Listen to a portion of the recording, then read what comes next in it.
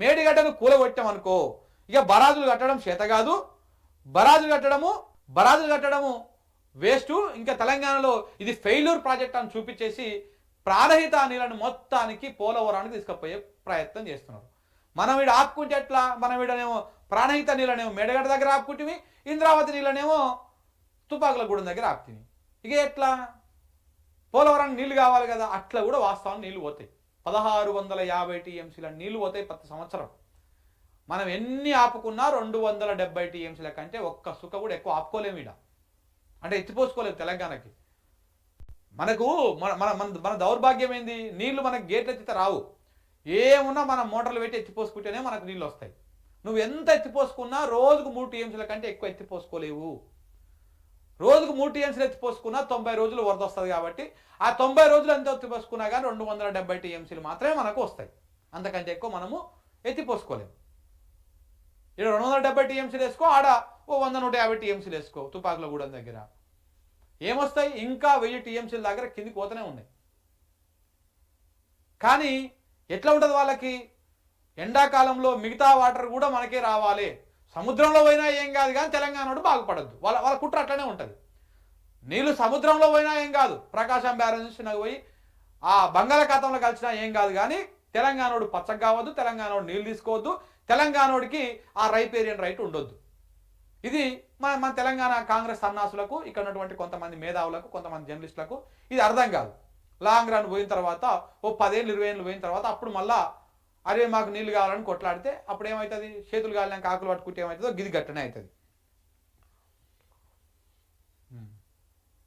ఉమ్మడి ఏపీలో 6 దశాబ్దాల పాటు అదే కుట్ర జరిగింది. అందుకే కదా మేడిగడ్డ కాకుండా తీసుకుపోయి ఆడ కడదామని చెప్పారు. ఇలా మీకు కుట్ర అర్థమైతలేదు ఇప్పుడు. అందుకే కదా వీళ్ళు అప్పుడు ఏం ప్రయత్నం చేసిరు, ఇగో ఇది ప్రాణహిత నది, ఇది ప్రాణహిత నది. ఈ నదిని ఇగో మన వాళ్ళేమో ఈడ కట్టిరు. ఇప్పుడు అది ఒక్క నిమిషం ఎటువా ఇది, ఇగో మనోళ్ళేమో ఇగో ఈడ కట్టిరు. ఇప్పుడు ఇది ఈడ ప్రాణహిత ఇది కలిసిన తర్వాత, ప్రాణహిత నది గోదావరి నది కలిసిన తర్వాత ఓ 8 కిలోమీటర్ల కిందకు పోయినాక గీడ కట్టిరు మేడిగడ్డ దగ్గర బరాజ్. ఎందుకంటే ప్రాణహిత నీళ్లు ఇక్కడ నుంచి ఈడ ప్రాణహిత ఏర్పడుతుంది. ఇక్కడ వెన్గంగా వాద్రా అన్ని కలిసి వచ్చి ఇక్కడ ప్రాణహిత నదిగా ఏర్పడతాయి. ఇదంతా ఇటు సైడ్ ఏమో తెలంగాణ, ఇటు సైడ్ ఏమో మహారాష్ట్ర. ఈ బార్డర్లో ఏర్పడుతుంది. ఈ నుంచి దాదాపు ఒక 150 కిలోమీటర్లు ఇట్లా ప్రవహించుకుంటూ 2 రాష్ట్రాలను చీల్చుకుంటూ ఇట్లా వచ్చి గోదావరి నదిలో కలుస్తుంది. ఇది 150 కిలోమీటర్లు, 150 కిలోమీటర్లు నది ప్రవాహం ఉంటుంది అనమాట. ఈ 150 కిలోమీటర్లు ప్రవహించుకుంటూ వచ్చి ఈడ గోదావరిలో కలిసి గోదావరి నుంచి కిందికి పోయినాక 8 కిలోమీటర్ దగ్గర మనం మేడిగడ్డ అనే దగ్గర మనము బరాజు కట్టుకున్నాం. మేడిగడ్డ అనే దగ్గర అయితే ఇప్పుడు దీన్ని గనక కొలాప్స్ చేసిరనుకో, దీని గనక మొత్తానికి పనికి రాదు అని చెప్పేసి తీసేసిరనుకో, అప్పుడు ఇంకా ఈ వచ్చేటువంటి ఈ నీళ్ళని ఎక్కడ కూడా ఆపేటువంటి అవకాశం లేదు. చక్కగా ప్రాణహిత నీళ్లు మొత్తం వెళ్ళిపోయి కింద పోలవరంలో పడతాయి. వాళ్ళకి కావాల్సినటువంటి బనక చెర్లకు ఎన్ని నీళ్ళు కావాలంటే ఆ నీళ్ళు ఎత్తుకపోవచ్చు. ఇది వాళ్ళు చేసేటువంటి కుట్ర. మనకి ఈడ ఆపుకోకపోతే ఇక తెలంగాణకు నీళ్లుగా వచ్చేటువంటి అవకాశమే లేదు.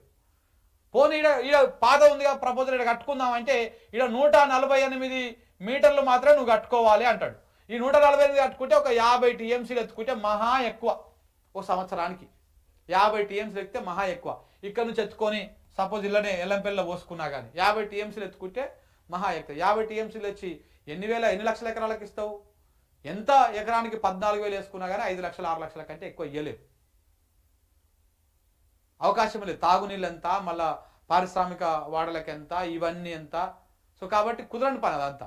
సో కాబట్టి ఇక్కడ ప్రాణహిత నీళ్ల మీద ఇప్పుడు చంద్రబాబు నాయుడుది లేకపోతే మోడీది కన్ను పడ్డది. మన రేవంత్ రెడ్డి ఏమో చేతులు ముడుచుకొని కూర్చున్నాడు ఏం మాట్లాడకుండా. సో ఇట్లా ఈ బ్యారేజ్ లేకుండా చేసిరనుకో ఈ ప్రాణహిత నీళ్ళను ఆపేటువంటి అవకాశం లేనేలేదు. సో కాబట్టి ఇవి లేకుండా చేయాలి. ఇది లేకుండా చేస్తే తుపాకులో కూడా ఉన్నది. ఇది పెద్ద మ్యాటర్ ఏం కాదు.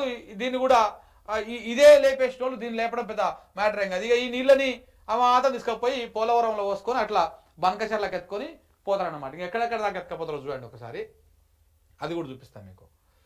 ఇగో ఈడ తుపాకులగూడెం కాడ నుంచి స్టార్ట్ చేస్తే, తుపాకులగూడెం కాడ స్టార్ట్ చేస్తే ఇక్కడ నుంచి ఎక్కడ ఎత్తుకపోదామని చూస్తారు తెలుసా? ఈడ పోలవరం కాడ ప్రకాశం బ్యారేజ్, ఇటు పెన్నకు ఒక ఒక ఒక ఎత్తుకపోయే కార్యక్రమం, ఇంకోటి తుపాకులగూడెం కాడ లిఫ్ట్ పెట్టుకొని తుపాకులగూడెం పైన ఎత్తే ఈడ పాయింట్ పెట్టుకొని నుంచి ఎత్తుకొచ్చి ఇక నాగార్జున సాగర్ నుంచి ఇట్లా సోమశీల నుంచి కట్టాయల్ రిజర్వాయర్ దాకా కావేరి నది దాకా తీసుకుపోవడానికి ప్రయత్నాలు చేస్తా ఉన్నారు. ఇవన్నీ ప్రయత్నాలు జరుగుతూ ఉన్నాయి. తెలంగాణకు నీళ్లు రాకుండా ఈ రకంగా పార్లమెంటు ఎన్నికలకు ముందు కేంద్రం తెరపైకి తెచ్చినటువంటి ప్రతిపాదన ఇది. ఏపీ ప్రతిపాదన ఏమో ఇది ఎలక్షన్స్కు ముందు వచ్చింది. కావేరి నీళ్ళని తీసుకుపోవాలి, కావేరి నదులు అనుసంధానం చేయాలి అని చెప్పేసి. ఇక ఏపీలో చంద్రబాబు నాయుడు సర్కార్ వచ్చిన తర్వాత దిద్దుకున్నదేమో బనకచర్ల, ఇట్లా వచ్చి బనకచర్ల పెన్నా నదికి, ఇక్కడ నుంచేమో పెన్నా నదికి తీసుకొస్తారు నీళ్ళని, ఇక్కడ నుంచేమో కావేరి నదికి తీసుకుపోతారు మన గోదావరి నీళ్ళని. తెలంగాణను మాత్రం ఎండబెడతారు పైన. ఇక ఎందుకంటే ఈ మేడిగడ్డను కూలగొట్టాలి, మేడిగడ్డను కూలగొట్టేసి తెలంగాణ ఎండబెడతారు, ఈ కింద మాత్రం ఈ రకంగా నీళ్ళని కిందికి తీసుకుపోతారు. ఇది వీళ్ళ ప్రయత్నం. దీనికి మన రేవంత్ రెడ్డి ఒత్తాసు పలుకుతా ఉన్నాడు. మన కోదండరామ్ రెడ్డి ఇంకో రెడ్డి అందరు కలిసి తెలంగాణ శాంతం నాకించడం కోసం దరిద్రులు లెక్క మోపయ్యారు.